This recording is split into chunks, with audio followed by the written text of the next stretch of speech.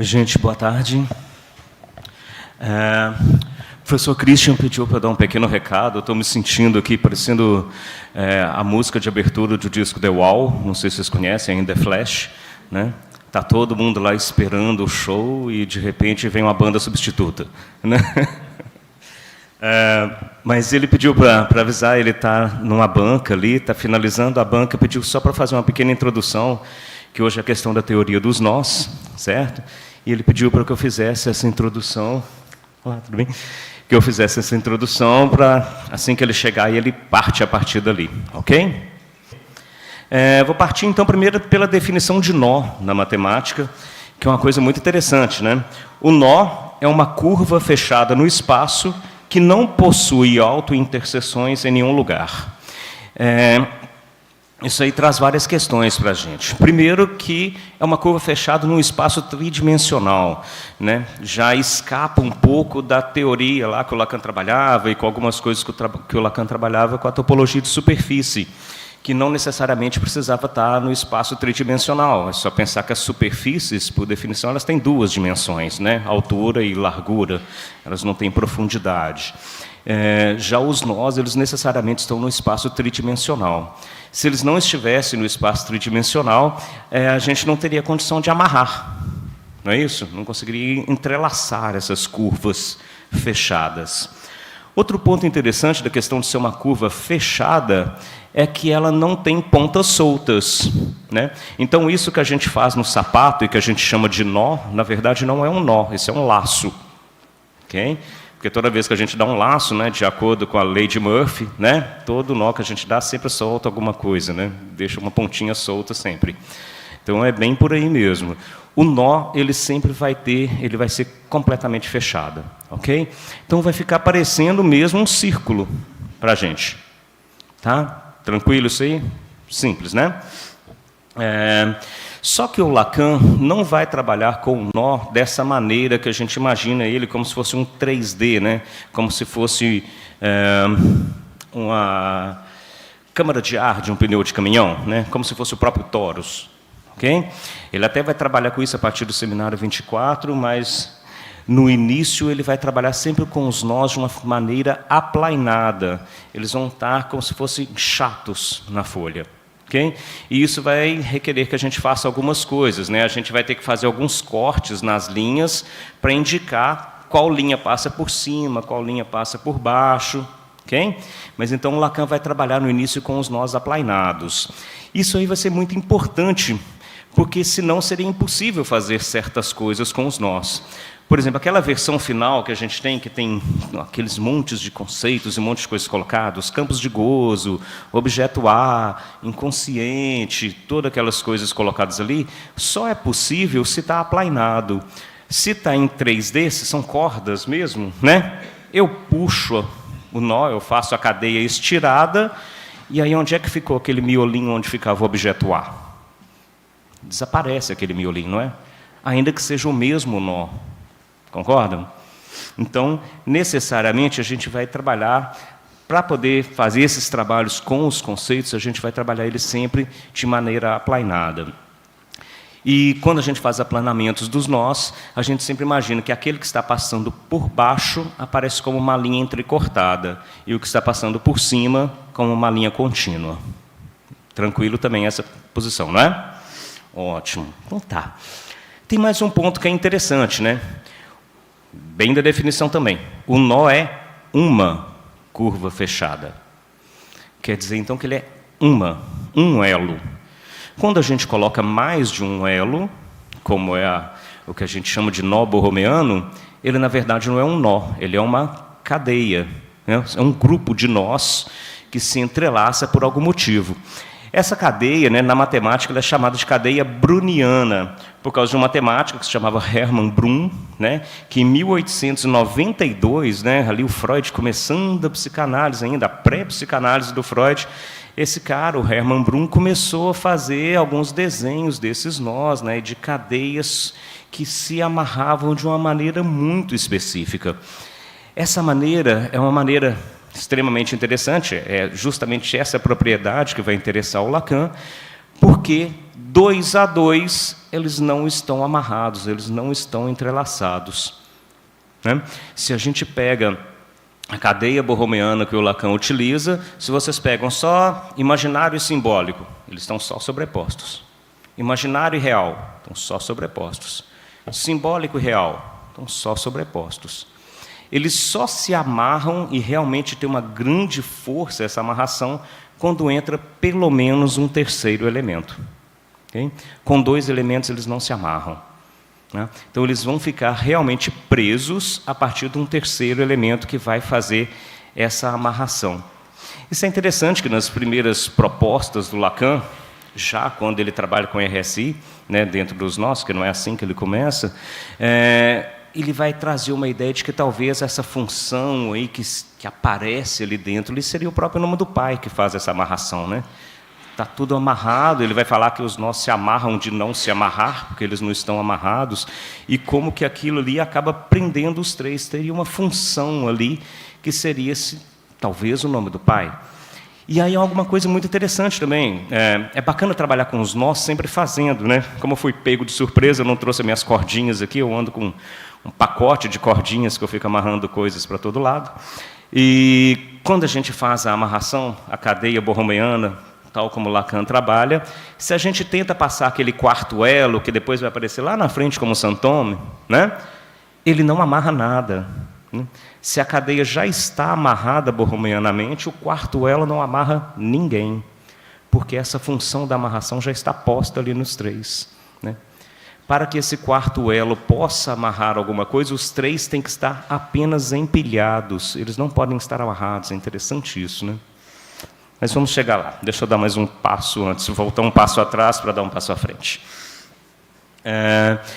Essa cadeia browniana, né, o Lacan acabou topando com ela. No último encontro, o Christian mostrou para a gente o brasão da família Borromeu. Quem estava aqui lembra, mas imagino que quase todo mundo se lembra dessa imagem, né? A gente sempre imagina que o brasão da família Borromeu são os 3 elos, mas não, é um brasão enorme com um monte de coisas. Os 3 elos estão ali pequenininhos ali embaixo, né? Tem um cavalo, tem uma escada, tem uma flor, e os 3 elos ali pequenininho ali embaixo, né? Esses 3 elos, eles representam uma coisa muito importante, né? Se vocês procurarem o site da família Borromeu, tem um site, aí tem em italiano, porque é a família italiana, e em inglês, vocês vão encontrar lá, que diz que esses 3 elos, esses 3 cordinhas amarradas, né, são 3 anéis para eles, com ponta de diamante. Esses 3 anéis significam a indissolubilidade das famílias Borromeu, Sforza e Visconti, okay? Que são 3 famílias da época que tinham, né, uma certa relação ali, e que essas 3 famílias estavam, né, permanentemente unidas, e esses 3 anéis amarrados dessa maneira significavam a união dessas 3 famílias. O interessante é que o simbolismo por trás disso é que qualquer uma dessas famílias que se separasse, desuniria tudo. Essa é a propriedade da cadeia browniana, né? Que se eu desfaço um dos elos, todos os outros vão se soltar também. Okay? No começo, o Lacan começa trabalhando com a ideia de um corte no elo. Não era assim? Eu tinha os 3 elos enodados borromeanamente, e se eu corto um deles, os outros se soltam. Depois de algum tempo, o Lacan vai começar a trabalhar com a ideia de lapso, né? Enquanto eu estivesse ele trançando os nós, né, eu errei na hora de fazer uma passagem, e aí, com isso, o nó não se fez, né? Em algum ponto, houve um erro, um lapso no nó, e aquilo poderia desfazer a cadeia de alguma forma. Todo mundo aqui sabe fazer uma trança, não sabe? Aquela trança de cabelo básica. Não é assim que a gente faz? A gente pega 3 fios, né, ou 3 maços de cabelo, não sei, 3 cachos ali, e a gente vai passar sempre um que está na extremidade para o centro, por cima do que está no meio, não é assim? Aí, daqueles 2 que eu trancei, vai ficar um que não entrou na questão, não é isso? Esse outro vai ser o próximo que vai ser passado para o centro, por cima. Não é assim que eu faço a trança? Passei por cima, passei por cima, passei por cima. Quando eu faço 6 movimentos, eu volto à primeira configuração de novo, né? E aí esses 6 movimentos vão fazer aquela primeira trança. Se eu fecho as cordinhas no mesmo ponto, eu faço uma cadeia borromeana, né? E aí que é a questão do lapso. Imagina, eu passei da esquerda para o centro, da direita para o centro, da esquerda para o centro, da direita para o centro. Eu não passei da esquerda para o centro, esqueci. Passei da direita para o centro de novo. Eu cometi um lapso, não é isso?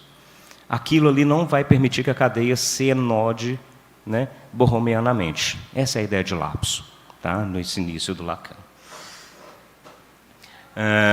O Lacan vai topar com a questão dos nós pela primeira vez em 1919, no Seminário 19, que é quando ele encontra esse brasão da família Borromeu. Ele estava num jantar com uma amiga dele, e ele acaba encontrando essa cadeia. E é interessante que ele vai falar que essa cadeia caiu na mão dele como um anel cai nos dedos. É assim? Tem algo muito próximo disso lá no Seminário 23, quando ele está falando do Joyce, né? Que ele fala que a esposa do Joyce era como uma luva para as mãos dele. Vocês lembram desse ponto? Né? Então, a cadeia borromeana também serve para o Lacan dessa mesma maneira, como um anel que caiu nos seus dedos e que, né, lhe deu uma grande alegria.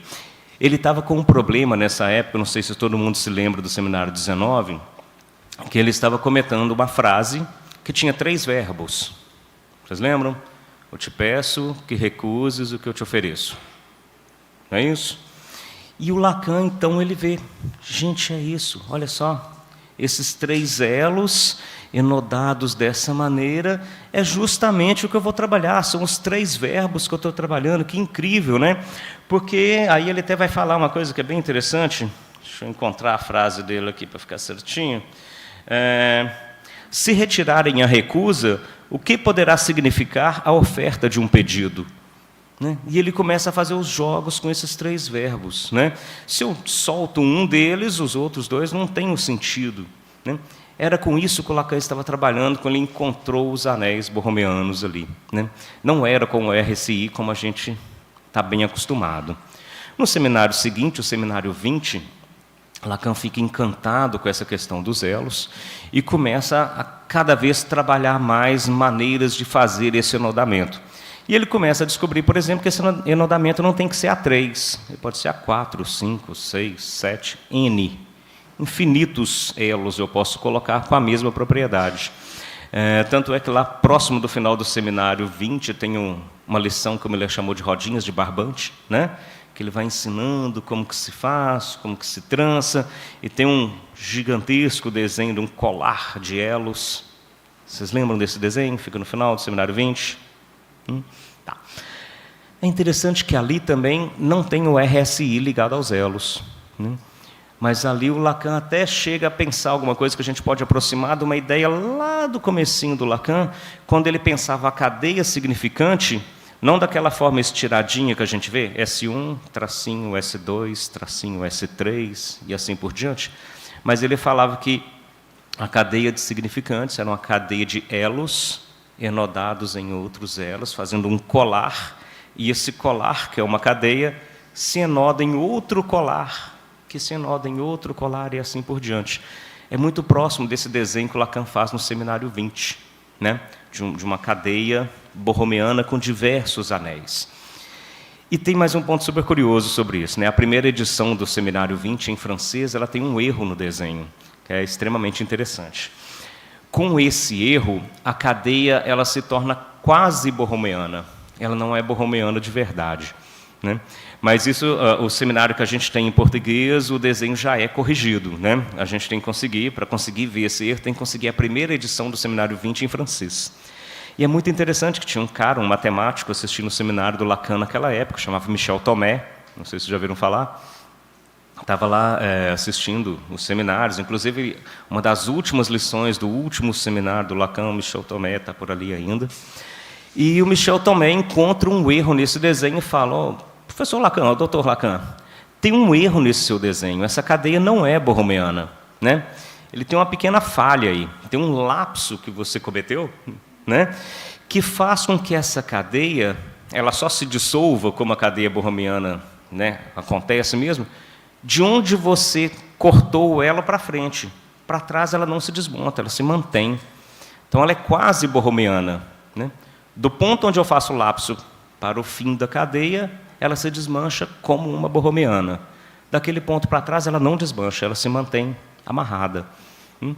E aí esse erro foi corrigido depois, e o Lacan brincou naquele dia que isso aí seria uma cadeia tomeana, que seria a cadeia do próprio Michel Tomé, uma cadeia diferente da cadeia borromeana.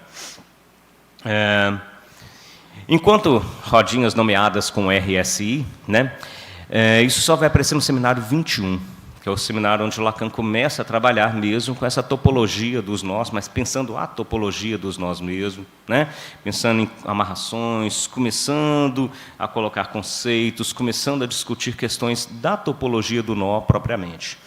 E ali vão começar a surgir, por exemplo, a questão do quarto elo, né? Ainda não vai ter o nome de Saint-Thomas, que só no seminário 23, mas já começa a surgir essa ideia do quarto elo, já começa a surgir a ideia das nominações, né? É uma palavra que o Lacan usou praticamente a vida toda, em quase todos os seminários, mas ela vai modificando a ideia que ele dá de nominação, especificamente nesse ponto, seminário 21, 22, 23, por aí. A nominação, o Lacan aproxima ela dos conceitos do texto do Freud, que é o inibição, sintoma e angústia. Isso que a gente encontra na Standard como inibição, sintoma e ansiedade, né?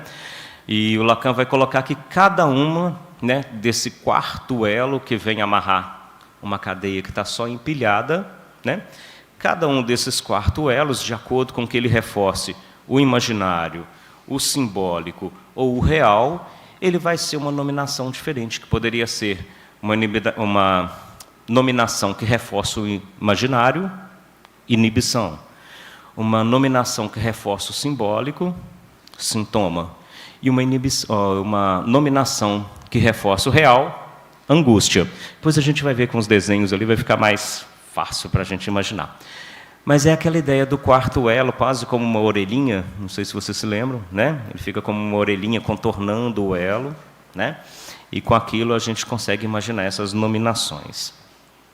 Mas essas nominações vão aparecer com mais força mesmo, enquanto uma teoria mesmo. Lacan começa a colocar os conceitos da psicanálise mesmo a partir do seminário 22, que é esse que o Duncan está fazendo no seminário dele aqui, né, nesse semestre.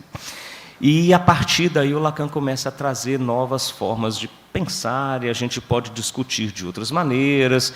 O quarto elo começa a ficar muito importante, porque só com 3 elos, se não tem nome, se não tem cor, e se só tem 3 elos, tanto real, quanto simbólico, quanto imaginário, são equivalentes, né? Se eu tenho simplesmente 3 rodinhas pretinhas ali, em preto e branco, qual que é qual? Não faz diferença, faz? São 3 rodinhas pretinhas, pronto, tudo igual, não faria diferença alguma. E convenhamos que o Lacan não é muito fã de, né, coisas muito iguais, coisas muito simétricas, ele nunca foi muito fã disso, né? Tem uma coisinha que ele gosta bem, que é o tal do não há relação sexual, né? Não há paridade, não há proporção, e isso aí eu acho que talvez seja o grande pivô da teoria do Lacan ao longo de toda a vida dele. Sempre tem algo que escapa, sempre tem algo que está de fora nesse sentido. Não seria com os nós que ele ia deixar que as coisas ficassem equivalentes, né? Ah, tudo igualzinho, tudo bonitinho, que lindo. Não ia ser ali. Então ele começa a fazer essas pequenas diferenças. Vamos colorir os elos, cada um de uma cor, né? Vamos dar nome, um é R, o outro é S, o outro é I, né? Vamos dar características distintas para eles, né? E ele começa a fazer essas diferenciações. Ah, eles não são tão iguais assim. E, sobretudo, quando vem o quarto elo para amarrar, né, que eu tenho que reforçar um determinado elo, porque ele, por algum motivo, teve o lapso entre ele e um outro elo, aí que essa disparidade se acentua mesmo, né? Tem que ter algo que está fora, tem que ter algo que é dispar e que eu preciso reforçar, tá? A gente tem uma ilusão de completude enorme, que a gente passa a vida tentando fazer ela existir, mas que, na verdade, ela não existe. A gente, né, sempre vai estar com essa questão de não há relação sexual de maneira alguma. Okay? Disso aí, por exemplo, das características, o Lacan vai trabalhar, por exemplo, a ideia de existência, ligada ao real, né? O real seria aquilo que é até difícil de falar, né? Existe fora, existe, né? Algo meio estranho assim. Já do imaginário, eu teria a consistência, a própria consistência da corda, aquele corpo, a corporidade da corda, que é o que permite que os elos não se soltem, eles fiquem amarrados, né? Para o simbólico, ele vai trazer a questão do buraco. Se não tem um buraco, como que eu amarro? Por onde que eu passo? Eu tenho que trançar por algum lugar, né? Então, acaba que essas 3 características, apesar de cada uma delas dizer de um registro, né, a existência ligada ao real, a consistência ligada ao imaginário e o buraco ligado ao simbólico, mas isso vai estar, de certa forma, dentro de cada um deles, né? Todos eles têm um pouco. Porque o elo do simbólico também é uma corda, então ele também tem consistência, não é? O elo do simbólico não é o elo do real, então o simbólico existe ao real, ainda que tenha algum pedaço que ele cruze. Então, todos eles têm um pouco dessa característica. Tranquilo? Ok? Estou indo muito rápido ou não? Isso aí é uma coisa que todo mundo já está cansado de saber. Fica fácil, né? Então, tá. E aí a gente tem um ponto interessante, que é o ponto que eu quero falar para entrar ali numa leitura que eu fiz ali, que é o seguinte... É uma briguinha que eu tenho com o Christian já há alguns dias, né? Que é a questão de qual teoria da matemática está por detrás do Lacan, né? Quando ele está fazendo o primeiro Lacan, como a gente chama, e o segundo Lacan. No primeiro Lacan, a gente tem muito claramente uma teoria conjuntista, né? Nós temos ou não temos o nome do pai? O significante do nome do pai pertence ao conjunto ou não? Se pertence ao conjunto, neurose, psicose, fácil, tranquilo. Se não pertence ao conjunto, psicose, né? Se pertence, neurose e perversão, perdão. Se não pertence ao conjunto, psicose. Fica muito simples da gente pensar. É o jeito clássico de pensar o Lacan, onde a grande maioria das pessoas vai, né? Até aí que a gente pensa geralmente. No segundo Lacan, nesse Lacan dos nós, o Lacan borromiano, gosto de pensar que a gente tem como plano de fundo matemático a teoria das categorias. Né? Não é que não importa mais se o elemento pertence ou não ao conjunto, isso também importa. Né? Tem o nome do pai ou não tem o nome do pai, isso faz diferença, lógico. Mas qual a relação que cada elemento tem entre si, dentro do conjunto, e com os elementos que estão fora do conjunto? Como é que eu me relaciono? Como é que essas relações entre os diversos elementos vão acontecer? Né? Isso está muito mais claro nos nós, né? Por exemplo, quando a gente imagina o campo do sentido, a interseção entre o simbólico e o imaginário. Não é isso que está ali, o sentido, vocês lembram? Mas esse campo do sentido é essa interseção entre o simbólico e o imaginário, menos o objeto A, que está ali no miolinho. Todo mundo consegue imaginar? Sim? Ou não? Mais ou menos? Tá, porque um pouquinho eu coloco ali e fica mais fácil de ver. O sentido, por exemplo, ele estaria totalmente, esse campo do sentido, totalmente fora do elo do real. Né? Daí a gente fala, o real é sem sentido. Né? O real, como o Badiou fala, é o absenso. Né? Um sentido fora desse sentido que a gente atribui. Né? Então, qual a relação do sentido com o real? Está vendo? Uma relação que importa, ainda que o sentido não pertença ao elo do real. E assim por diante. Então, essas relações é que vão ser as mais importantes nesse segundo momento. Ok?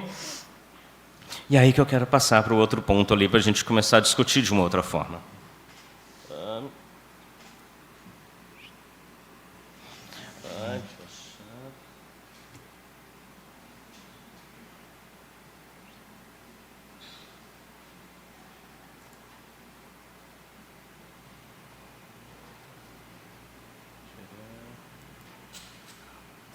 Esqueci de falar, né? Meu nome é Roberto.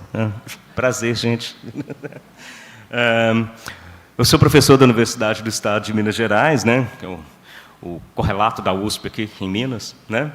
E o professor Christian estava na minha banca do doutorado há um tempo atrás, e ele pediu justamente para eu falar sobre uma parte da minha tese, né? Que é uma parte que eu trabalho justamente com essa questão dos nós. Tá?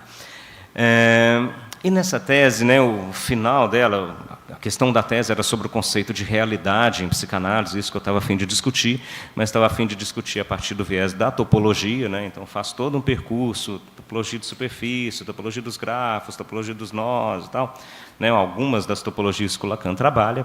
Né, e uma das coisas que eu encontrei, que eu achei muito interessante, é um trabalho de um pessoal aqui da Argentina, não sei se todos vocês conhecem, Tem o pessoal da Universidade de Buenos Aires, o Fabian Chetman. Alguém conhece? Já ouviu falar? Tem outro interessante, o Alfredo Edelstein, esse o pessoal conhece mais, né? Quem mais? O Pablo Amster, que é um matemático que tem um livro muito bacana, já tem publicado em português, sobre a topologia em Lacan, a matemática em Lacan, de uma maneira geral, vale muito a pena. E também tem uma outra, essa eu acho que ela não está ligada à universidade, né? Mas é a Nieves da Funkio, não sei se vocês já ouviram falar também, né? Especialmente o professor Chetman e a da Funkio, a Nieves, eles trabalham com a ideia de uma clínica borromeana. Seria possível eu imaginar, a partir dos nós, né? E pensando, por exemplo, as ideias de nominação em Lacan, a inibição, sintoma, angústia, né? A ideia de santome, como ele apresenta com Joyce, as formas que o Lacan foi pensando as amarrações, a forma como ele pensa os lapsos e coisas assim. Será que é possível imaginar diagnósticos dentro das amarrações? Será que é possível imaginar intervenções a partir das amarrações? Né? Diz a lenda que nos últimos dias, né, do Lacan, que a pessoa estava ali no divã, deitada ali, falando, e o Lacan atrás com as cordinhas ali. Né? Diz a lenda que era assim. De certa forma, é o que eles pensam em fazer. E aí, né, a partir disso, para tentar bancar a minha tese de que a realidade seria um produto, né, um efeito, um precipitado dessa amarração dos nós, né, desses três elos auxiliado por um quarto elo, o efeito disso seria a realidade. Né? Como a forma de inferência, não sei se fica estranho falar disso, mas como a forma de inferência é abdutiva, ou seja, eu tenho que escolher pela melhor opção, né? Eu preciso provar que essa melhor opção está correta depois. Então, primeiro eu faço o trabalho todo de mostrar como é, né? E depois eu tenho que mostrar, de alguma forma, que realmente é. E aí eu resolvi mostrar a partir do caso do Homem dos Lobos, que eu acho talvez o caso mais fantástico que a gente tem dentro da psicanálise, por vários motivos, né? Primeiro, porque ele foi tratado por um monte de gente bacana. Segundo, tem um monte de gente que discutiu sobre ele, mesmo não tendo tratado ele, por exemplo, Lacan. E também porque ele foi o único paciente da psicanálise, dos grandes da psicanálise, que manteve contato com a psicanálise até o fim da vida dele. Né? Poucos dias antes de morrer, ele ainda tinha contato com o pessoal da psicanálise, então acho bem bacana e bem interessante a história do nosso amigo Homem dos Lobos. Isso aqui vai passar ou não vai passar? A parte mais difícil é essa agora, é conseguir... funcionou. Então vamos lá, né? Primeiro o nome dele, como eu não falo russo, provavelmente estou pronunciando errado, né? Mas Sergei Konstantinovich Pankejeff, né? Ele tem algumas coisas super interessantes na história dele, que já fazem a história dele serem fantásticas por natureza, principalmente em relação com Freud. Primeiro, ele nasceu na primeira noite de Natal. É interessante que na Alemanha, assim, na Rússia também, a gente tem 3 noites de Natal, não é uma só igual a gente tem, né? Tem a véspera, tem o dia de Natal mesmo, tem o dia posterior, então seria 24, 25 e 26, né? E geralmente a gente passa um dia com a família minha de origem, por exemplo, vou passar um dia com os meus pais, depois um dia eu, minha esposa e meus filhos, depois um dia com a minha sogra e meu sogro. Né? Então, é bem dividido ter 3 noites de Natal, é bacana. Ele nasceu na primeira, mas tinha um pequeno detalhe que na Rússia, nessa época, usava o calendário juliano. Era o calendário diferente, seria, na verdade, dia 6 de janeiro que ele nasceu, e não dia 24 de dezembro, como é no nosso calendário. Okay? Ele nasceu de uma maneira muito interessante, que é um caso muito raro, que é quando a pessoa nasce, a criança nasce, mas a bolsa amniótica não se rompe, e a pessoa nasce dentro do âmnio. Né? Tem mais um personagem fantástico na história da psicanálise que tem a mesma história. Alguém sabe quem? O Freud. Né? O Freud também nasceu dentro do âmnio, diz o nosso amigo Ernest Jones. E tinha toda uma superstição de que quem nasce dentro do âmnio está protegido eternamente e fadado a ter sucesso na vida. Isso aconteceu claramente com Freud e não aconteceu claramente com o Homem dos Lobos. Ele não se deu bem na vida Inclusive, ele relacionava essa questão do âmbito, né, como um véu que o fechava e ele fugia do mundo a partir desse véu, que era esse âmbito que ele tinha desde criança. Ele era filho de um milionário russo, né? E ele nasceu e viveu, né, pelo menos essa primeira infância dele toda, que relata para o Freud, numa cidade que se chama Odessa, na Rússia. Coincidentemente, a cidade do avô do Freud, pai da mãe do Freud, que era de lá. Né? Tá. Tem algumas coincidências interessantes na vida, né? Ele é o caso mais famoso, como eu disse, porque o Freud, né, fez esse caso com uma forma muito bem elaborada, né, o caso mais longo, mais bem elaborado, o mais detalhado de todos. A forma retórica como Freud escreve esse caso é diferente de todos os outros que o Freud publicou. Né? Tem o Patrick Mahony, não sei se vocês já viram falar, que tem um livro, Grito dos Homens dos Lobos, que é muito interessante, que ele vai ter alguns capítulos só sobre a questão da retórica do Freud. Né? É muito interessante, vale bastante a pena ler. E o Homem dos Lobos, né, que faz esse desenho fantástico, que também era pintor, ele fala que, né, ao longo da vida dele, ele já é um ancião, o senhor Homem dos Lobos, né, ele diz que toda a vida dele teve um problema, que ele chama de complexo da irmã. Né? O maldito complexo da irmã, isso sempre me atrapalhou. Né? Aquela irmãzinha que mexeu comigo quando eu era criancinha, velho, olha o que deu até hoje. Né? E aí, esse complexo da irmã, aqui vai ficar muito claro, acho que ninguém vai conseguir ver, mas tem uma questão fantástica, porque assim, a gente vê o texto do Freud, o que o Freud está apresentando sobre o Homem dos Lobos? O Freud escreve em alemão, fala em alemão, da irmã, da história, a babá, aquela coisa toda, mas só que a história do Homem dos Lobos, criança, se dá em russo, não se dá em alemão. Ele era um menininho russo, certo? Então as palavras eram outras. Quando ele está contando para o Freud, ele está contando em alemão, ele não está contando em russo. Okay? Mas algumas palavras têm sentido muito parecido e algumas coisas são muito interessantes. Por exemplo, irmã, em russo é sestra. Logicamente eu não devo estar pronunciando correto, mas em alemão é Schwester. Né? São palavras muito próximas. O nome da irmã era Ana. O diminutivo de Ana, para ele, é Nânia. Coincidentemente, o apelido daquela babá, né? A Nânia. Tipo a nossa Aninha, né? Com o diminutivo de Ana, para a gente é Aninha, para eles é Nânia. É a babá daquela história que fala, vou cortar esse negocinho seu, se você ficar mexendo aqui. Não é assim? Já começa por aí, né? A questão da babá. Interessante também, uma outra palavra que é bem bacana, que o diminutivo de irmã é sestra, né? O diminutivo de irmã, sesterca, tá? Alguma coisa próximo disso. E interessante que, se você tira o som de S para um som de CH, sesterca quer dizer, tipo o nosso meia dúzia, que é o que ele fala, tinha uma meia dúzia de lobos, né, na árvore. Tinha mais ou menos 6. E essa palavra também, a primeira parte dele, né, que é o ches, tanto quer dizer 6, quanto é uma gíria para pênis. Então, tem vários pontos que vão se ligando na história a partir das palavras. Uma delas me interessa muito, especialmente, porque quando o Homem dos Lobos, pouco tempo antes de conhecer o Freud, ele estava internado, né, em um manicômio, e esse manicômio era de propriedade do Kraepelin, Emil Kraepelin, né, contemporâneo do Freud. E lá ele se apaixona por uma mulher, que se chama Teresa, né, e essa Teresa era enfermeira. Aí é muito bacana, porque enfermeira em alemão é a irmã do doente, né? Krankenschwester. Ele se apaixona pelo irmão do doente. Como a irmã de novo, né?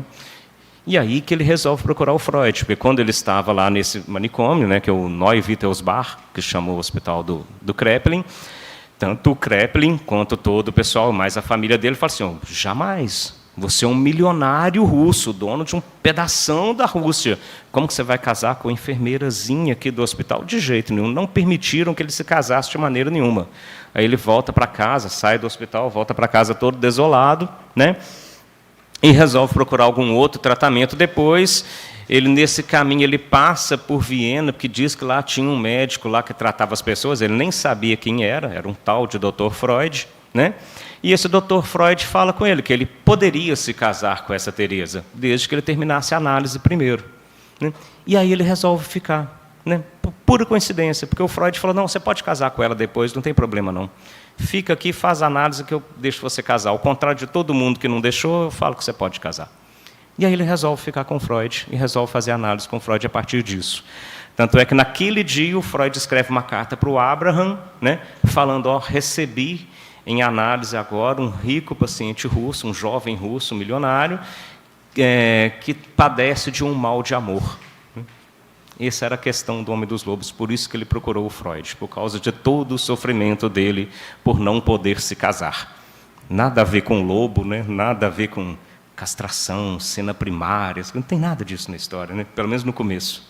Muito interessante como as coisas chegam, né? A famosa demanda, o sintoma analítico é outra coisa. Tá, então vamos pensar aqui. Aí a gente começa a ver como que a gente pode imaginar fazer o trabalho com os nós, né, e pensar diagnósticos, pensar formas de amarrar diferente para cada tipo clínico, vamos pensar assim, né? Então, primeiro com Kraepelin. Outra coisa fantástica na história do Homem dos Lobos é isso, né? Como ele serviu a cada teórico, né, para que cada teórico provasse a sua teoria. Ele serviu para todo mundo, né? E aí que a gente vê que, na verdade, não é o Sergei Pankayev que serviu para alguém. Quem serviu foi o Homem dos Lobos. O personagem serve para todo mundo, né? O Sergei mesmo, paciente, pessoa, ele eu acho que serviu só para o Freud, né? O resto acabou servindo para quase todo mundo. Bem, com Kraepelin, então. Antes de conhecer o Freud, ele passou um tempo lá nesse sanatório, Neuwittelsbach, né? E o Kraepelin, grande teórico das loucuras, como que ele classifica o Homem dos Lobos? Loucura maníaco-depressiva. Bom, é isso que você tem, né? Porque ele tinha várias crises depressivas, isso aí ele sempre comenta ao longo da vida dele inteira, essas crises depressivas dele, né? E, essas crises depressivas eram recorrentes. Quando ele foi buscar o Kraepelin, o motivo era esse, que ele estava muito triste. Ok. A Nieves, né, essa Nieves da Funkel, lá da Argentina, tem um livro, são dois, na verdade, muito interessantes. Um se chama Inibição, Sintoma e Angústia. O outro chama, em português, Confins da Psicose. Tá? E lá ela vai fazer essas diferenças a partir de extratos de trechos, né, de textos do Lacan. Ao longo de toda a obra do Lacan, ela vai buscando, assim, o Lacan, em algum ponto, vai dizer que a psicose maníaco-depressiva tem a ver ali com uma falta simbólica, é algo de um real e do imaginário muito forte. Então, ela vai buscando esses trechos para ir justificando as amarrações que ela faz. Tá? Vale a pena, quem se interessar, é muito, muito bacana o livro.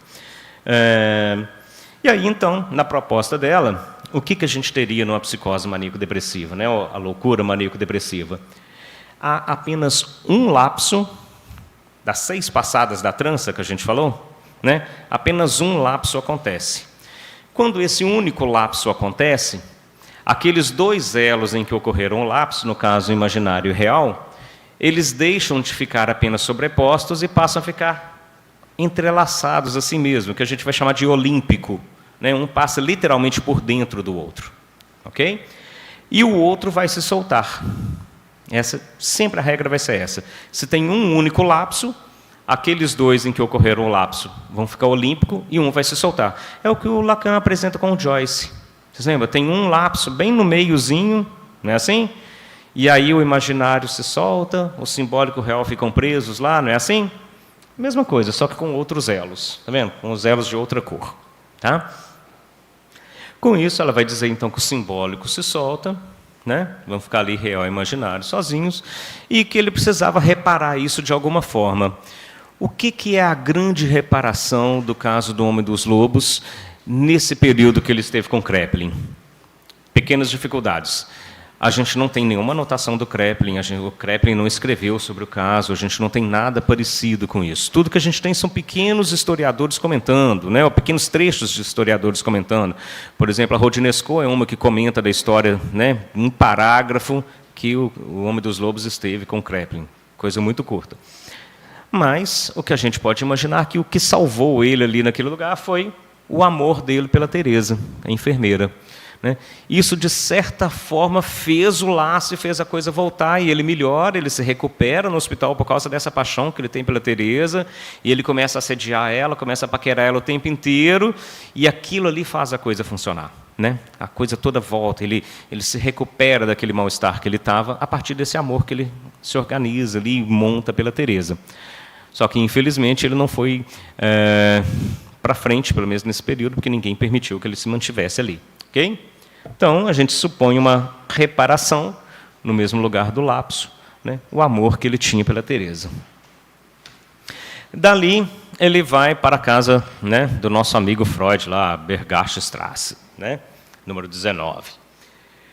Aí, interessante também, né? Freud, grande teórico das neuroses. O que o Homem dos Lobos é? Neurótico, né? E qual neurose específica o Freud adorava, assim? A gente sempre pensa em histeria, que ele começou por ali, né? Mas a neurose obsessiva foi quase o Freud que criou, de certa forma, né? Pelo menos enquanto neurose, foi muito trazido pelo Freud. Então, o Freud vai dizer que ele é um neurótico obsessivo, né? Aquele de carteirinha ali, né? Um dos primeiros da história.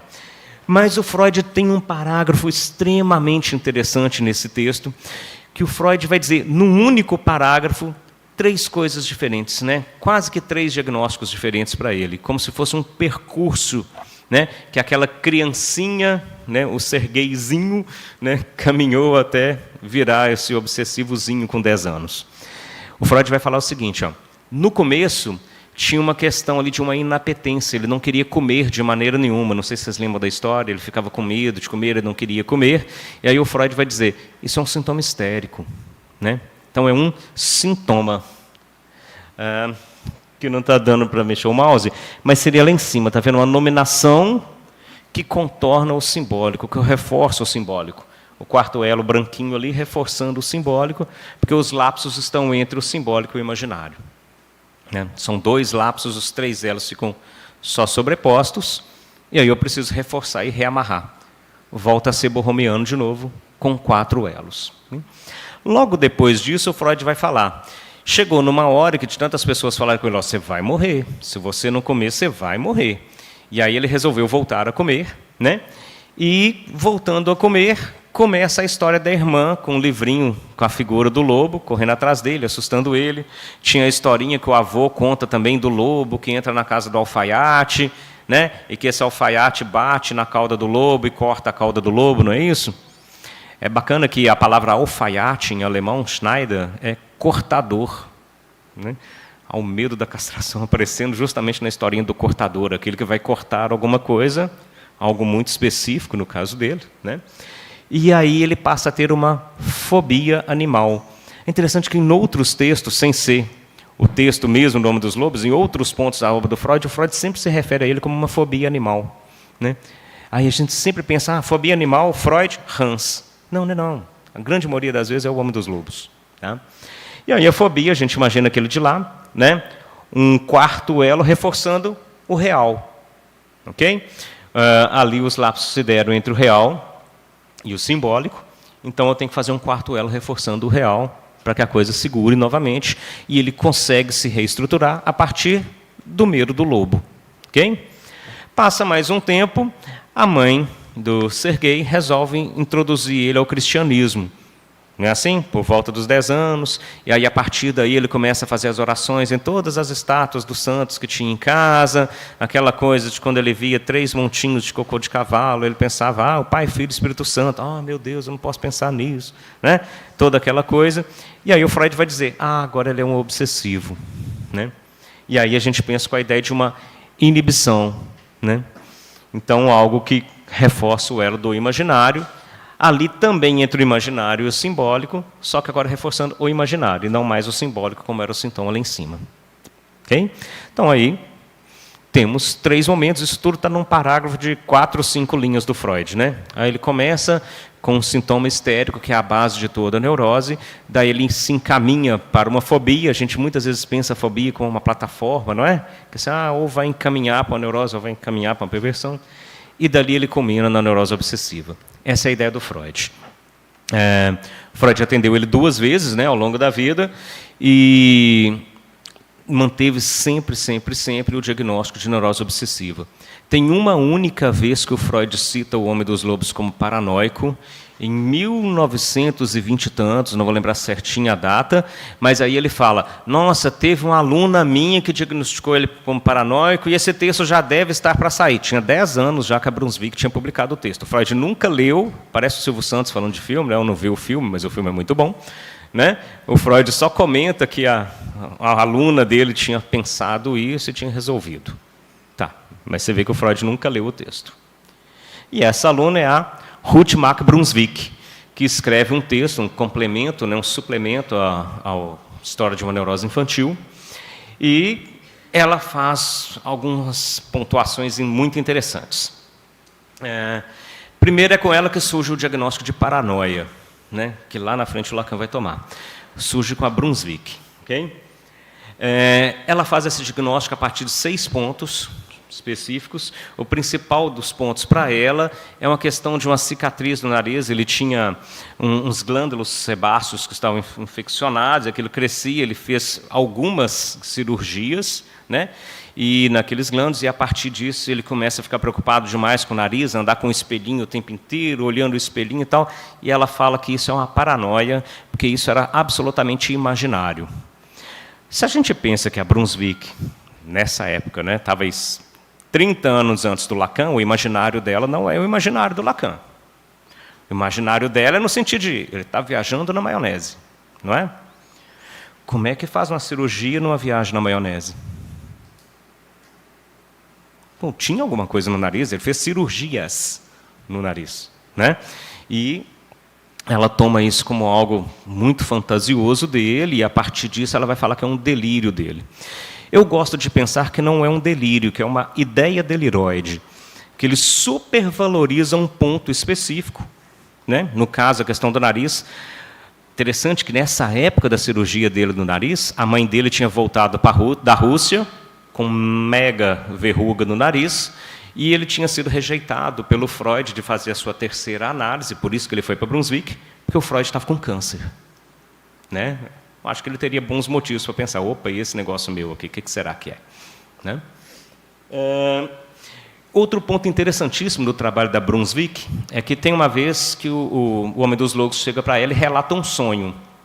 Nesse sonho, ele estava andando na rua com um dos dermatologistas que fez a cirurgia no nariz dele, né? E andando na rua, ele comenta com esse dermatologista sobre um dos dentistas, né? Que, por sinal, se chamava Wolf, né? Lobo, em alemão. Ele comenta sobre um dos dentistas. E aí esse dermatologista que anda com ele no sonho fala assim, não é esse não, é o outro. E aí ele comenta esse sonho com a Brunswick faz uma interpretação fantástica de que, na verdade, ele estava transferindo as coisas do pai dele para o Freud, e, a partir dessa intervenção, ele deixou de ser paranoico e voltou a ser um neurótico obsessivo. É a primeira cura da paranoia que eu tenho a partir da interpretação de sonhos, eu nunca vi isso na minha vida. Se vocês tiverem visto alguma, né? Mas essa é a proposta da Brunswick. É uma paranoia, não, é uma neurose obsessiva que vira paranoia e torna-se a neurose obsessiva. Okay? De acordo com o próprio Homem dos Lobos, a ideia dele era o quê? Ele tinha um tio que se chamava Pedro, que era um paranoico clássico, e ele falava assim, eu sei o que é paranoia, porque eu tinha um tio meu que era birutaço. Né? E quando eu ouvi ela falando que eu era paranoico, eu falei assim, não, acabou, sem chance, nunca mais eu mexo com essa experiência, essa mulher vai ficar achando que eu sou doido? Essas são as palavras dele, né? A partir daquilo ali ele desistiu. E essa foi a cura no sentido dele. Com Lacan é muito interessante como é que surge, meus amigos, o meu amigo dos Homens dos Lobos. O Lacan mantém um diagnóstico da paranoia, né, partindo do texto da Brunswick. Né? O Lacan vai falar que é uma curta paranoia. E, a partir do Homem dos Lobos, né, desde o seminário -1, que era dado na casa do Lacan, no consultório do Lacan, é a casa dele, né? Hüdelili, né? Ali. Desde ali, o Lacan faz o primeiro seminário sobre o Homem dos Lobos, que a gente chama de -1, e ali ele coloca como paranoia e começa a discutir, né, essa ideia de um nome do pai. Começa a surgir muito leve ali o nome do pai. Isso vai caminhar até o seminário 3, a última lição do seminário 3, onde o Lacan fala fora oclusão, ele traduz o Verwerfung do Freud pela primeira vez, na última lição do seminário. E, enquanto ele está ditando o seminário 5, ele escreve o de uma questão preliminar. Não é isso? É a mesma data. Naquele ali, entre os dois esquemas, entre o esquema R e o esquema I, aparece pela primeira vez na pena do Lacan o sintagma fora oclusão do nome do pai. Né? Ali é o final, o acabamento dessa teoria lacaniana sobre a psicose. Né? Uma fora oclusão do nome do pai, assim que a pessoa se torna psicótica e tal. O interessante é que, a partir desse ponto, nunca mais o Lacan chamou ele de psicótico. A partir daí, o Lacan volta a tratar ele como neurótico em todos os outros seminários. Né? E, a partir dali, nesse mesmo seminário, o Lacan volta a trabalhar com o Schreber e, lá na frente, com o Joyce. Né? Ele não trabalha mais com o Homem dos Lobos como psicótico. Ele vai falar que o Homem dos Lobos é um obsessivo de formação cristã. Ele vai trabalhar várias vezes com essa ideia. Interessante, né? Eu fico pensando, serviu muito bem a ideia da castração, né? Todo aquele trabalho do Freud, que o Freud vai falar da rejeição da castração, né? Isso serviu muito bem ao Lacan para construir a teoria, mas quando a teoria fica pronta, o Homem dos Lobos não cabe nela mais. O Schreber cabe bem pra caramba, mas o Homem dos Lobos não cabe mais. E aí ele para de falar dele. Opa, esqueci do Homem dos Lobos, deixa ele de lado, né? Isso é um ponto interessante, assim. Um dos critérios que o Lacan usa, né, isso é critério para o Lacan, e eu acho que é critério para todos nós para diagnosticar uma psicose, a ideia de fenômeno alimentar, né, o Lacan vai usar a alucinação do dedo cortado, que tem lá no texto do Freud, da história de uma neurose infantil. Né? Todo mundo lembra como é que é a história? Sim? Não? Então vamos lá. As histórias são ótimas. Nosso amigo Homem dos Lobos estava lá em casa brincando, ele era novinho, tinha uma meia dúzia de anos ali, essa é a época aí que eu estava com medo dos lobos ainda. Estava brincando com um canivetinho, desenhando numa nogueira, né? Por sinal, aquele desenho com os lobos em cima, que ficava em frente à janela do quarto dele. Ele estava lá rabiscando, e a babá dele estava lá, sentada no banco, literalmente babando, em vez de cuidar dele, estava lá dormindo, cochilando, e ele está lá, brincando com o canivete. Aí, de repente, nossa, o canivete escapuliu, cortei meu dedo fora, e ficou pendurado só por uma pelinha. Não lembro se ele falando, não lembro se era o dedo da mão direita ou da mão esquerda, mas eu cortei o meu dedo fora e ele ficou pendurado. Aí ele desespera, fica numa angústia enorme, senta no banquinho, que assim, como que eu vou falar isso para babá? Como é que eu vou falar que eu cortei meu dedo fora? Ele não está nem preocupado se está doendo, né? Se está sangrando, ele está preocupado como é que vai contar para babá. Aí, de repente, ele olha, cortei não, o dedo está aqui. Não teve nada disso não, onde que eu tirei isso? Né? Essa é a historinha, né, fantasiada by Roberto Mendonça, né, de como aparece lá no Freud. Mas é interessante que esse é o texto que aparece no História de uma Neurose Infantil, publicado ali quase em 1920, em 1918, se não me engano. Né? O interessante da história é que essa mesma cena é contada pelo Freud em 1914, quando ele entra em análise com Freud, num texto sobre as lembranças encobridoras. Já ouviram falar desse texto, né? E lá nesse texto das lembranças encobridoras tem uma pequena nota de rodapé que explica um pouquinho melhor. Que ele fala assim, não, mas na verdade, eu acho que não teve isso de eu imaginar que eu cortei o dedo, não. Eu acho que, na verdade mesmo, é que quando eu era criança, tinha uma menina que nasceu do lado, na fazenda do lado ali, e ela nasceu com polidactilia, ela tinha 6 dedos em cada pé. E aí esse mindinho foi decepado com um machado, eu acho que eu estou confundindo as histórias. Então talvez nem tenha uma alucinação do dedo cortado. Pode ser que seja só uma lembrança encobridora. Isso, relato do próprio Homem dos Lobos, está lá no texto do Freud de 1914. Depois, se vocês quiserem procurar, uma nota de rodapé grandona. E aí, bom, se não tem fenômeno elementar, né? Se a teoria não faz ele ser um psicótico, como é que faz? Lacan abandona, o Schreber é psicótico, juiz doidaço aí, mas o Homem dos Lobos não é não. O Homem dos Lobos é um obsessivo de formação cristã. Okay? Mas, de toda forma, a ideia da paranoia, em Lacan, até quando ele trata o Homem dos Lobos como paranoia, pensando que o Lacan fala que o nó de trevo é o nó da paranoia, né, um pedacinho de cada elo só, todos suturados, né, ali não tem lapso, eles estão suturados, e, de certa forma, a gente ainda que eles sejam suturados cada pedacinho dos 3 elos, a gente pode fazer lapsos entre eles, vai virar um nó trivial, que ele desmancha todo e vira uma rodinha. A gente pode fazer as correções e isso aí melhoraria. O Lacan pensa também com a cicatriz no nariz, tal como a Brunswick, e a alucinação do dedo cortado. Do seminário 5 para frente é que ele abandona isso, ok? Espera aí que pulamos já. Tem o nosso amigo Miller também. O Miller também fez alguns textos interessantes sobre o Homem dos Lobos. Teve um tem em espanhol com o nome de 13 classes sobre o Homem dos Lobos. Depois saiu, acho que, eu não lembro se é na Ornicar, saiu como 2 grandes artigos, essas mesmas 13 lições que ele faz sobre o Homem dos Lobos, sai ali também. Okay? E depois, lá na frente, a gente vai ver que tem mais um. Mas esse último é curtinho. Primeira coisa, nessas 13 classes, o Miller dá para ele o diagnóstico de borderline. Tá? É interessante que essa palavra borderline já tinha aparecido para o Homem dos Lobos uma vez, mas é uma vez muito estranha. No seminário 10, a gente tem hoje as gravações, né? Se vocês pegam lá o seminário 10 do Lacan, tem um pedacinho lá no meio, não vou lembrar de cor qual lição que o Lacan fala, o Homem dos Lobos é um borderline. Né? Mas isso não aparece nos textos estabelecidos do Miller. Tá? Então, nem no seminário francês não tem. Okay? Então, no nosso, consequentemente, também não. Mas aquele do Stafferla, né, se vocês pegam lá, está lá escrito bonitinho. Vocês podem procurar o borderline que está lá. Aí o Miller, muitos anos depois, vai falar que o Homem dos Lobos é um borderline. Por quê? Porque ele passa pelo recalque, mas ele rejeita a castração. Né? Então, ele não é nem neurótico, nem psicótico. Fica aquela coisa meio do caminho. Né? O Miller também se apoia no caso da Brunswick. Né? E a ideia de borderline é muito difícil de você imaginar como fazer enquanto nó. Porque como é que eu tenho algo que está solto e eu tenho algo amarrado que deixa algo solto, então é meio inconsistente, é meio impossível fazer aquilo ali, é só uma ilusão mesmo. É interessante como o Miller e o Lacan se apoiam no texto da Brunswick, não no texto do Freud. Não sei por quê. Por que eles não se apoiam no Freud? Que né, cara?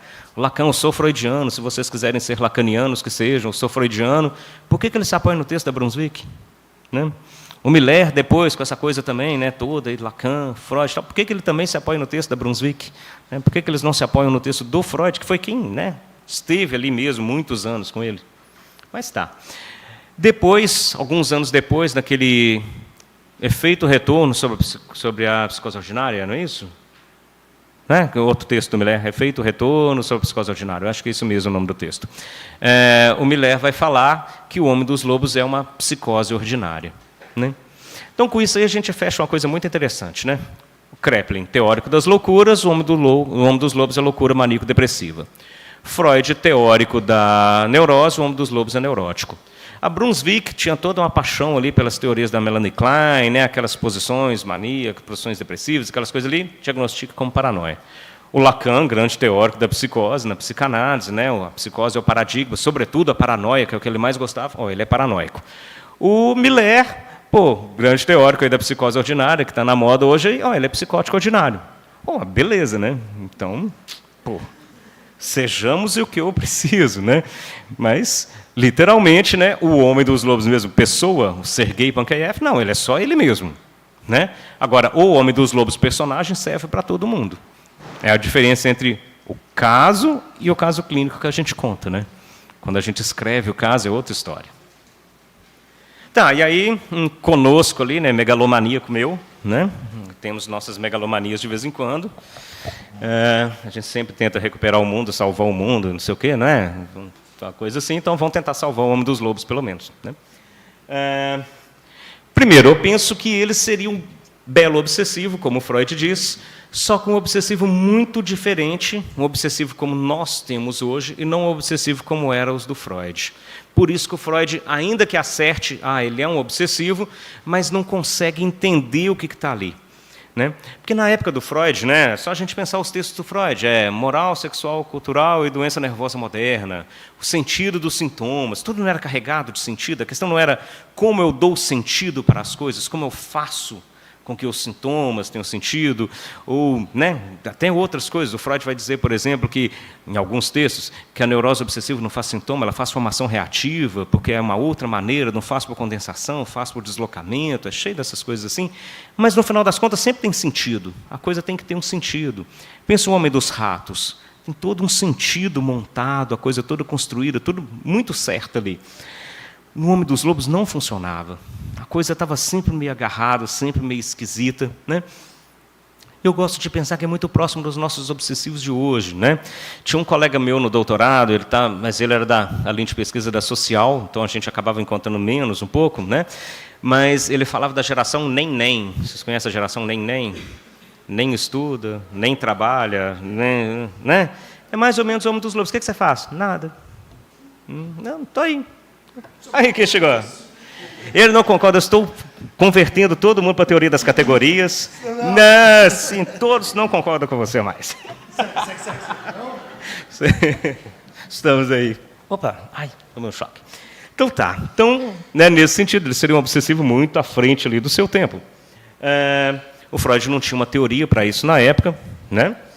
E a alucinação do dedo cortado, como eu disse, daquela nota de rodapé, o Freud, em outro texto, diz diferente. Será que pode ser só uma lembrança encobridora e talvez não seja um dedo cortado mesmo? Aí já tira a ideia, então já não teve fenômeno alimentar. Pode não ser psicose. Uma outra forma de inibição. Quando a gente faz, não são 6 passagens que a gente faz na trança? Da mesma maneira, 3 elos, né, quando a gente faz aquela coisa de combinação, aposto que todo mundo se lembra do seu segundo grau, né, aquele negócio de combinatória, N fatorial, você lembra? Tinha um pontinho de exclamação, maravilhoso, todo mundo lembra da matemática, não lembra? Pois é, aqui, ó. Se a gente tem 3 elos, não é 3 vezes 2 vezes 1, a gente tem 6 possibilidades. 6 possibilidades, 2 para inibição, 2 para sintoma, 2 para angústia, né?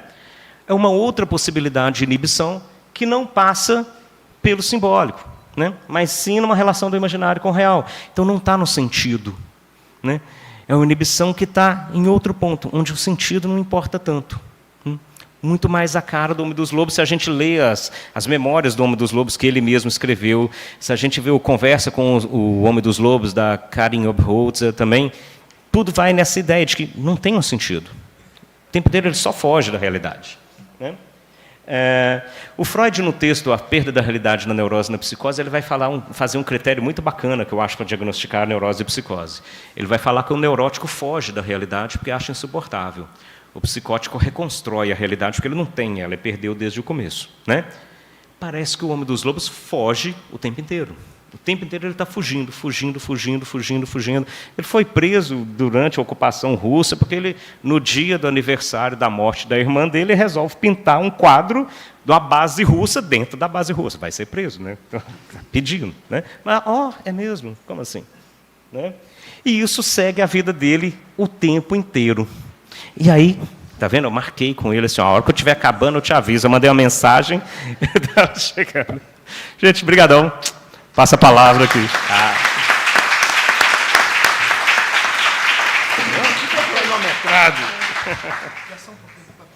Sim, eu vou chegar. Oi, gente. Mil desculpas, super vexame. Eu fiquei preso numa banca. Uma banca que demorou quase 6 horas, o que é um pouco imprevisto, né? E é uma situação que a gente não pode sair, porque tem um documento oficial no final que você tem que assinar, e se você não assina, o sujeito não passa, nada funciona. Então, eu estou aqui do lado, mas eu acho que, felizmente, eu não acompanhei toda a exposição, mas eu penso que é uma introdução assim mais do que necessária, mais do que suficiente para o nosso problema doravante, que é a teoria dos nós no Lacan, né? Não sei se você chegou a apresentar toda a tese, apresentou... Apresentei mais aí. Como o Lacan chega no caminho e depois... E passou para o Homem dos Lobos, né? Então, acho que vocês têm aí uma boa visão, né, introdutória sobre a teoria dos nós. Eu queria fazer assim uma breve síntese do que teria sido o nosso encontro, né, se a gente pudesse ter estado aqui no momento exato, né, desse capítulo do dia 11 de dezembro, e que é o momento em que o Lacan começa, então, exatamente a praticar um modelo do Noble Ramiano. E tem iria comentar em maior extensão, essa ideia de que o real, né, eu te batizo como terceira dimensão. Se tu não existisse, seria preciso inventá-lo. Né? Essa é uma data, né, um seminário muito conhecido por esta frase, né, porque é uma frase que revela que o real é uma invenção, não é uma descoberta. Né? Não é assim, já estava lá desde sempre, e então a gente vai agora tentar uma nova abordagem. O real está mais próximo do que seria assim, um modelo, né? Como ele mesmo diz, uma forma de apresentação, do que propriamente a descoberta, uma reedição daquilo que seria assim, uma versão da metafísica, pelo menos da metafísica ocidental, né? O ser ele mesmo. Porque quando você fala em real, é essa noção que vem. Né? Quer dizer, o real é a coisa mesma, a coisa em si, a ousia, a substância. Né? E daí que a gente teve um debate, né, muito frutífero na banca do Roberto sobre exatamente o que é que o Lacan está querendo dizer quando ele fala, né, e ele aproxima a teoria das categorias com o modelo dos nós. Né? Então, uma primeira leitura é que isso estaria num lugar correlato ao que é a teoria das categorias para o Aristóteles. Isso é um modo de dizer o ser. Tá? O ser se diz de vários modos, né? E isso é textual nesse capítulo, né? Quando ele aproxima a teoria dos nós, né? Com a modalidade lógica. Né? Na página 53, né, ele diz: o nó foi mostrado e de início planificado. Essa é uma distinção, não sei se o Roberto passou por isso, né, ou passou por esse ponto, uma distinção muito interessante, intuitivamente muito clara, né, que é a seguinte: o sujeito é bidimensional. Pensar o sujeito é pensá-lo em duas dimensões. Tá? Um significante representa um sujeito para outro significante. Um sujeito está dividido, um sujeito está num intervalo. Um sujeito é um efeito que acontece em duas dimensões. Então, o ponto de partida do Lacan é o que acontece, então, e como ele lida com aquilo que tem três dimensões, com volume. Né? Não lida, ou então a gente tem que inferir certos efeitos no sujeito, mas de uma ordem a qual ele não consegue aceder, ele não consegue representar, ele não consegue nomear. Por quê? Porque ele é de duas dimensões e nós estamos falando em três dimensões quando a gente fala no nó. Né? Então, é preciso imaginar o nó, por isso ele investe num modelo que é bastante empírico, né? Bastante intuitivo. Né? O nó é o cordão, a roda de barbante. Né? Várias vezes ele enfatiza essa dimensão material, né, do Noble Ramiano, que você tem que brincar com ele, você tem que manipulá-lo, você tem que usá-lo. Por quê? Porque isso coloca nessas três dimensões onde a gente só está acostumado a lidar com duas. Né? Então a gente tem esse problema das três dimensões, e por isso, né, o real é colocado nesse lugar terceiro. Né? Tudo bem, é conhecido como um momento em que vai ter um seminário subsequente chamado RSI. Então, a gente não lê mais como em 53, né, simbólico, imaginário e real, né, ser, né, mas RSI. Então, como se o real viesse em primeiro. Mas não é isso que o texto está dizendo. Ele está dizendo que o real está na posição número 3. O problema é um questionamento do próprio conceito de posição. Né? O que é uma posição? Como a gente conta? Né? E aqui já vai estar, então, um posto de saída, que a contagem com a qual o Lacan, a lógica da sucessão com a qual o Lacan vai operar, implica em você contar 1, 3 e 2. Não 1, 2, 3, você conta 1, você vai para o 3, e do 3 você infere o 2. A posição do 2 é a posição, vamos dizer assim, cambiante, a posição deduzida do sistema. Tá? Então, é como se o problema dele fosse, então, você passa do 0 para o 1. E nesta passagem você tem que inferir uma posição intermediária. Né? De onde vem esse modelo? Na dialética. Então, aqui começam as nossas tensões e oposições de leitura. Né? Porque o O Roberto tem essa, eu acho que uma tese muito defensável, muito interessante, né, de que vem do Célio Garcia, né, de que, no fundo, quando Lacan fala em categorias aqui, ele não está falando do Aristóteles, né, ele não está falando das 10 categorias do Aristóteles, né, tempo, espaço, qualidade, quantidade, paixão e ação, hábito e estado e ousia, a própria substância. Né. Então, ele não está falando disso. Do que ele estaria falando? De uma nova, né, teoria da matemática, né, aí dos anos 70, né, promovida pelo Groenendijk, né, um holandês, né, que, no fundo, é uma tentativa de integrar várias formulações existentes naquele momento sobre a lógica. Tá? Então, quando ele diz que o nomo rumiano tem que ser pensado a partir da modalidade, né, ficamos com essa dúvida. É a modalidade no sentido clássico ou é a modalidade nesse sentido, vamos dizer assim, da nova teoria das categorias? Né? Bom, dizer que o nó tem que ver com as modalidades significa que, o nó tem que ver com a verdade. Né? Quando a gente fala em lógica modal, é uma lógica que envolve a relação entre o necessário e o contingente, que a gente estudou um pouco no nosso último encontro, a relação entre o possível e o impossível. Então, o ponto de partida, né, para pensar o real, não é o real ele mesmo, mas é a rede das modalidades. Né? Bom, o problema é que modalidade vai ter para o Lacan uma associação bastante direta com a dimensão da demanda. Tá? Então, a demanda é algo que não cessa de se escrever. É a leitura que ele faz da pulsão no Freud. Né? O trabalho da pulsão é um trabalho que tem uma drang, tem um ímpeto, tem uma impelência. Essa impelência ela tende a retornar a um estado anterior. Né? É radicalizando isso que o Freud vai chegar na ideia de pulsão de morte.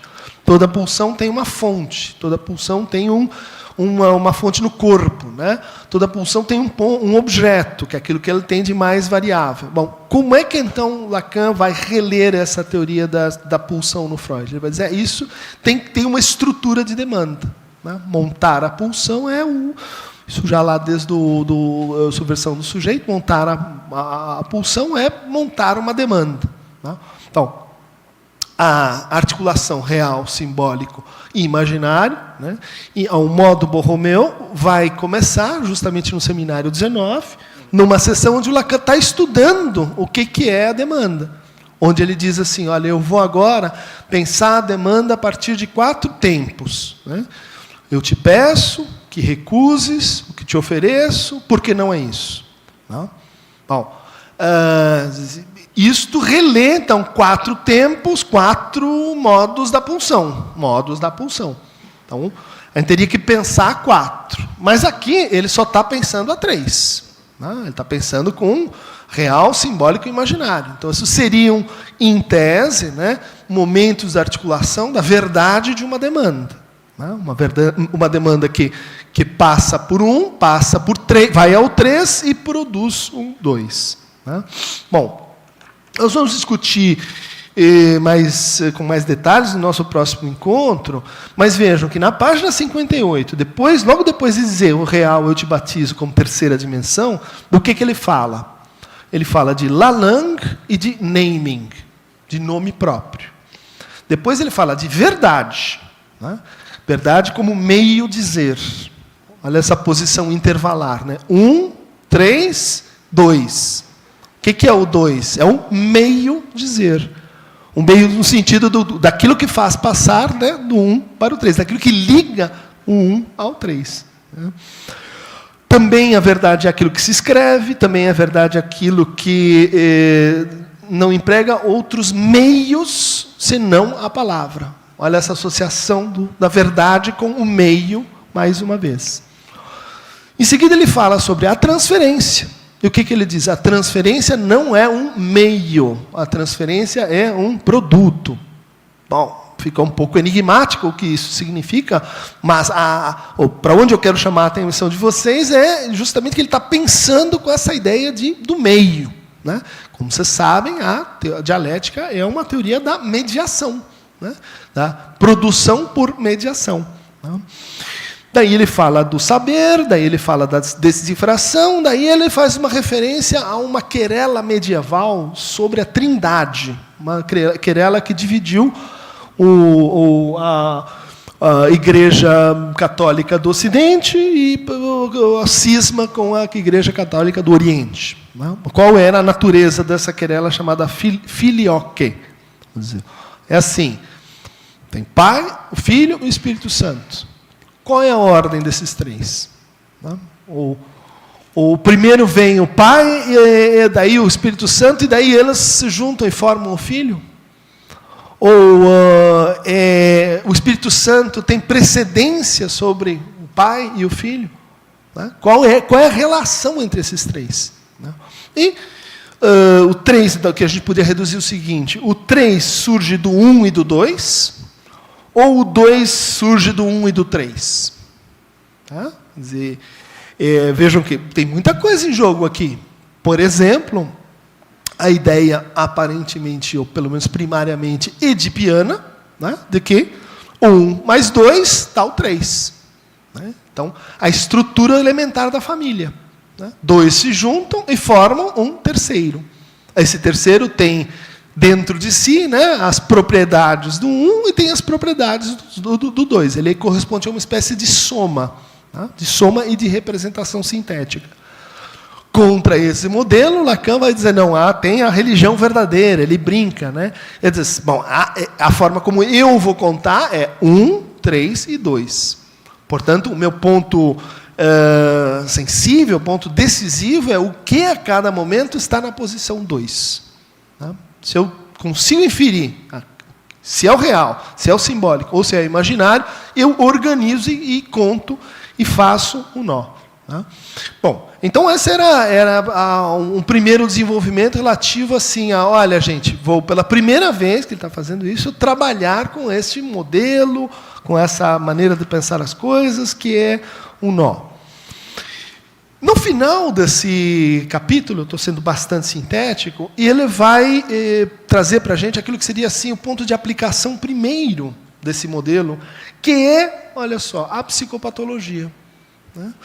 Leio para vocês na página 63. O nó romiano não pode ser feito senão de 3. O imaginário, o simbólico. Isso não basta. É preciso o terceiro elemento. E designo-o por real. É preciso que haja essa solidariedade determinante, por meio do qual um sujeito, falado em todo caso, a perda de qualquer dessas 3 dimensões, a condição para que o nó se sustente é que a perda de qualquer uma dessas 3 dimensões deve tornar loucas, quer dizer, livres, uma da outra, as outras duas. Esse loucas, né, que vocês vão dizer, é só um jeito de falar. Não. É a introdução, não sei se você concorda, né, Roberto? É a introdução, reintrodução de um novo paradigma psicopatológico, que é a ideia do homem dos lobos. Né? Quer dizer, que a gente consegue pensar de uma forma, vamos dizer, para alguns mais flutuante, mas para outros de uma forma mais genérica.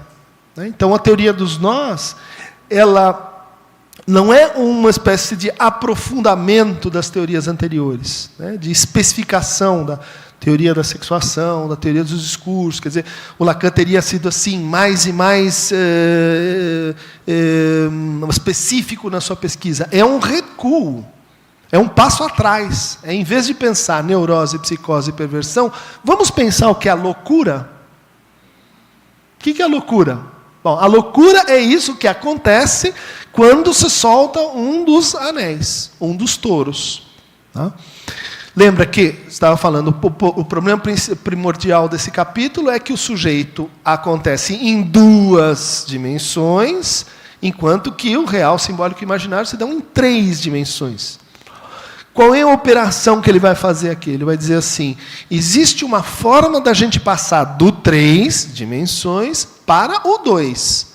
Isso se chama planificação do nó. Né? Então, a gente tem o nó lido como nó e o ló lido como cadeia. O ló lido como sobreposição lógica, escrita lógica dessas três dimensões. E daí o nó é legível. Né? Mas a graça é que tem alguma coisa que se perde quando você planifica o nó. Então, estado de planificação, você consegue pensar o sujeito. Tira o estado de planificação, você consegue pensar a loucura. Né? Loucura envolve essa dissociação. Envolve essa separação que o sujeito, em duas dimensões, não consegue pensar.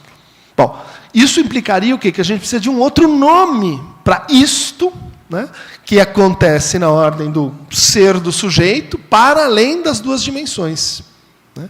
Por isso, Lacan vai começar a introduzir aqui a noção de vivente, de ser falante, de par-l'être, de ser do sujeito. Uma série de referências ao quê? A isso que compõe o alguém que está assim para além da sua condição de sujeito. Tá? Essa é a novidade. Então, a loucura, ao contrário da psicose. A psicose é um acontecimento do sujeito. Né? É uma perturbação nos modos de indução, de causação do sujeito. Foracluir o significante do nome do pai. Bom, então agora vai acontecer uma coisa diferente na maneira como esse sujeito se põe na linguagem. Na maneira como esse sujeito lida com a sua divisão, maneira como o sujeito se coloca e temos uma discussão sobre isso, naquilo que seria o primeiro modelo do RSI no Lacan, que é o esquema R, em questão preliminar a todo o tratamento possível do sujeito. Esquema R que é plano, mas que, curiosamente, uma parte dele, a parte do triângulo do imaginário, está pontilhada. Vocês lembram disso? Né? Por quê? Porque ele é a parte de trás do simbólico, porque a faixa da realidade é uma banda de Möbius, aquilo ali é um cross-cap. Então, na verdade, ela é 4D. Né? Tem as dimensões que o real vai ser extraído depois com o objeto A da realidade. Isso. Exatamente. Quer dizer, retomando as coisas que a gente vinha fazendo aqui no seminário ano passado, com a garrafa de Klein. Né? Qual é o problema da garrafa de Klein? Ela permite você pensar mais dimensões, mas permite pensar 4 dimensões e não 3. Né? Então, cross-cap, garrafa de Klein e o modelo do esquema R, eles são, vamos dizer assim, modelos super suficientes e não exatamente adequados para esse plano que o Lacan está introduzindo aqui, onde, então, a gente não vai falar exatamente em psicose, né? Ou pelo menos a psicose vai ser um dos modos, né, um dos modos de dizer, uma das modalidades, né, do mal-estar, uma das modalidades do enodamento possível. Né? Bom, mas qual que então é o nome genérico para isso? Loucura. Né? Lacan dá um passo atrás e vamos pensar o que é a loucura. E define a loucura de forma transparente. É quando um anel se separa. Né? Bom, podem acontecer várias coisas quando um anel se separa. Ou quando acho que o Roberto trabalhou bem isso no caso do Homem dos Lobos. Né? Quer dizer, você tem vários cruzamentos que podem dar errado. Né? São os lapsos. E aí a clínica, assim, clínica e raciocínio médico. Tem um erro, você vai lá e corrige o erro. Ou não. Ou então, loucura. Né? O erro, o non-dub erro, né? O erro é quando você tem uma dessas laçadas, vamos chamar assim, que deveriam ter ocorrido e não ocorreram. E daí você precisa de recursos, os mais genéricos, os mais diferentes. Né? Então, você começa a ler O Homem dos Lobos, e isso facilita a gente entender o que é a função da pintura para uma pessoa, a função da imigração para uma pessoa, a função da linguagem, né? Falava russo, fala português, fala alemão, a função da deslocamento de país, a função de ter tido uma babá. Quer dizer, você tem todo um outro âmbito mais geral. Né? Veja só, porque aí você não está falando só em significantes, né? Você está falando em eventos, em montagens, em laços, que era o grande problema no debate da banca do Roberto. Né? O que a gente deve ler com de uma dessas laçadas? O que é isso? É uma letra? É um significante? Não? Tem uma certa ambiguidade curiosa, porque isso é o ponto de partida para a leitura do sistema. Né? Volta lá no negócio. Né? Quer dizer, o que O mais simples, o de 3, né? Esse aqui, ó. Tá bom aqui. O que significa, né? Qual é a propriedade geral desse sistema? Separou um, separa os 3. Só que isso só acontece se a gente tiver uma outra propriedade nas laçadas, que acompanha assim, né? Tem o verde, né? O imaginário. Ele passa por baixo do simbólico, por cima do real. Por baixo do simbólico, por cima do imaginário. Ele alterna por baixo e por cima, né? Para que o sistema funcione. Para que o sistema encontre uma determinada unidade ou consistência. Para isso, você tem que ter, então, para juntar duas dimensões, o quê? 2 laçadas. Voltamos ao problema do 2. Né? 2 laçadas. Quando você não tem 2 laçadas, loucura. Ou erro. Né? E aqui ele vai voltar para um passado, vamos dizer assim, pré-moderno da loucura. Um passado, vamos dizer assim, grego, um passado helenístico, onde o louco era, então, chamado de tolo. O que era o tolo? Era o errante, aquele que não sabe para onde vai. Tá. Então é isso que acontece quando a gente não faz uma laçada que poderia ter feito. A gente fica desorientado. Né? A gente fica como um tolos. Né?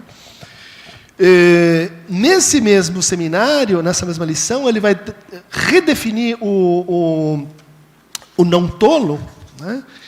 Dizendo o seguinte...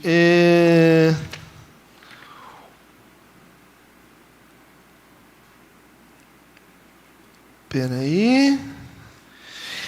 62. Os não tolos são 2 vezes tolos. Ela deve aprender alguma coisa que para que o nó se faça, para que ela não seja, se posso dizer, não tola. Quer dizer, tola do possível. Toda tola é um pouquinho demais. Os não tolos são 2 vezes tolos. Né?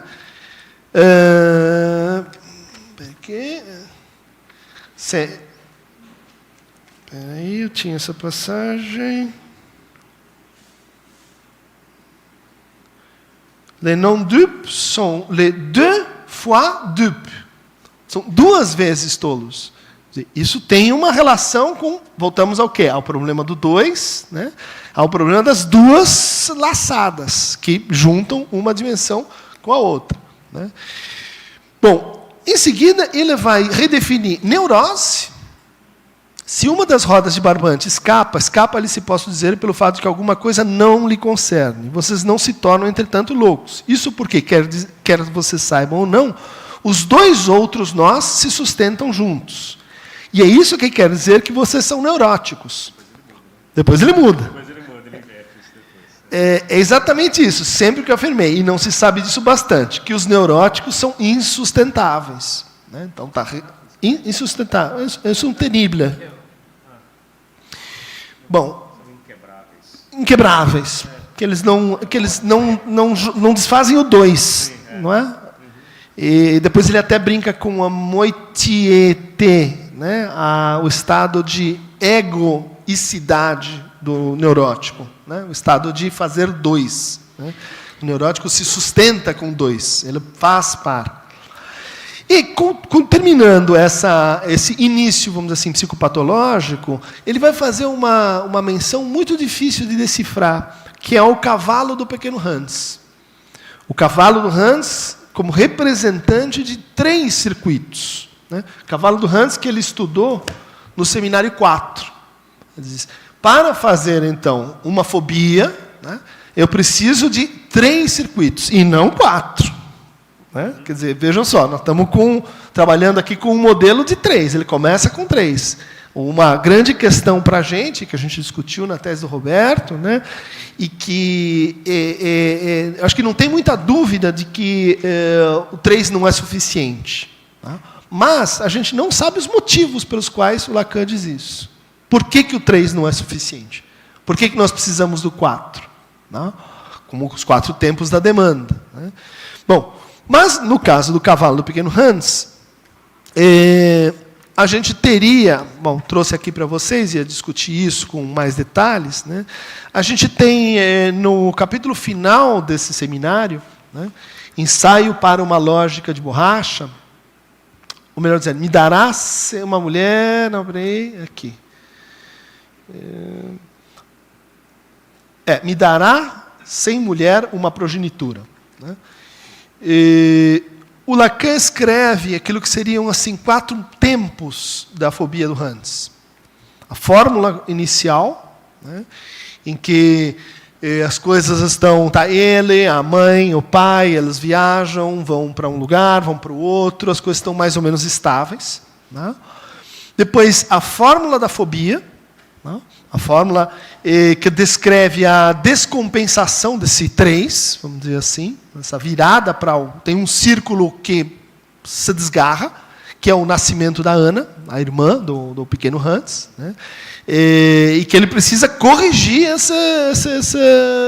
esse acontecimento. Né? Então, a fobia é uma forma de correção. Né? Há um desgarramento e ela é recorrigida. O problema é que há uma segunda recorreção, que é a fórmula da fantasia da banheira. Né? Então, o Lacan analisa em detalhe a girafa, como o Hans cria um mito individual, né? De que então, o pai vai casar com a avó dele, ele vai casar com a mãe, vai vir como se diz, não é bombeiro, é encanador, que vai trocar o bumbum dele, né, com o bumbum do outro e fazer uma espécie de ajuste, né, geral nisso. Então, esse é o terceiro circuito. Né. O problema é que nós temos um quarto circuito. Vejam só que interessante. Ele diz que tem 3 circuitos aqui, a gente vai no texto e são 4 fórmulas, não são 3. Né, que é o que ele chama de fórmula terminal da fobia. Tradicionalmente, se lê o pequeno Hans, dizendo, olha, quando ele chega na fantasia da banheira, ele resolveu a sua fobia, ele não precisa mais da sua fobia. O Lacan diz que tem um 4º movimento, tem um 4º tempo. Né? Bom, isso seria um motivo para a gente pensar a 4, né? Mas é um motivo problemático, porque a própria referência que o Lacan faz ao seu trabalho desmente isso. O Lacan lê o que ele tinha feito, né? Lacan sendo Lacan, ele pensou a fobia A3. Bom, gente, eu sei que vocês têm horários, peço de novo perdão, agradeço muito, Roberto, por ter me auxiliado nesse momento, acho que acabou funcionando, né, como uma introdução, e semana que vem a gente volta, então, para a discussão do próximo capítulo. Obrigado, hein?